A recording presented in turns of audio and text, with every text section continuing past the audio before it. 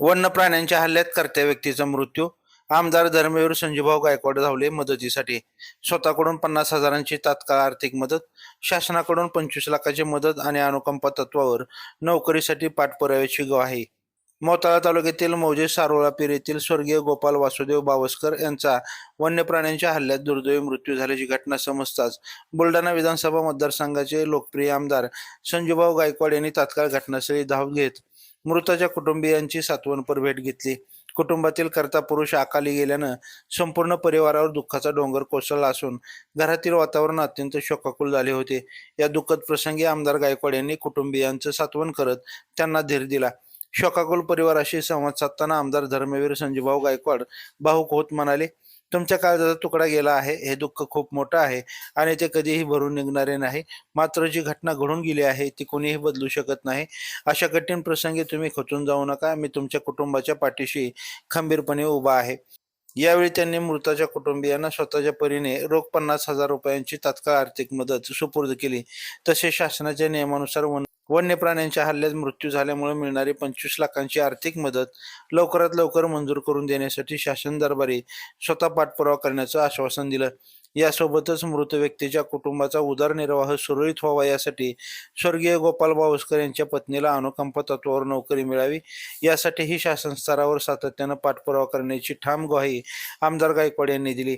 त्यांच्या या शब्दांमुळे दुःखात असलेल्या कुटुंबियांच्या डोळ्यात अश्रू तरळले. मात्र त्याच वेळी त्यांना आदराची भावना निर्माण झाली. आमदार गायकवाड यांनी वन विभागाच्या अधिकाऱ्यांशी चर्चा करून परिसरात वन्य प्राण्यांच्या वाढता वावर लक्षात घेता नागरिकांच्या सुरक्षेसाठी प्रभावी उपाययोजना राबवण्याच्या सूचना दिल्या. भविष्यात अशा घटना टाळण्यासाठी आवश्यक ती खबरदारी घेण्याची गरज त्यांनी अधोरेखित केली. आमदार गायकवाड यांच्या संवेदनशील भूमिकेमुळे आणि तातडीच्या मदतीमुळे उपस्थित ग्रामस्थांनी त्यांच्या माणुसकीपूर्ण कार्याचं कौतुक केलं. संकटाच्या प्रसंगी केवळ आश्वासनं न देता प्रत्यक्ष मदतीचा हात देणारं नेतृत्व म्हणून त्यांनी पुन्हा एकदा आपली ओळख सिद्ध केल्याची भावना ग्रामस्थांनी व्यक्त केली. यावेळी RPFO आळसपुरे साहेब, वनपाल साळोख, वनरक्षक राठोड तसेच गणेशसिंग राजपूत, प्रवीण जाधव, अजय बिल्लारी, ज्ञानेश्वर वाघ, राजू बोरसे, चेतन अवचार, सुदाम सोनवणे, अमोल वकरे, अरुण डोंगरे, संजू चव्हाण, ज्ञानेश्वर बावस्कर, गोपाळ शिंदे, कृष्णा भातुरकर, गोलू बावस्कर, संतोष सपकाळ, सचिन बावस्कर, बंटी सपकाळ, निखिल बोरसे, गणेश भातुरकर, अविनाश चव्हाण यांच्यासह वन विभागाचे अधिकारी, कर्मचारी, शिवसेना पदाधिकारी, कार्यकर्ते, नातेवाईक, ग्रामस्थ मोठ्या संख्येने उपस्थित होते.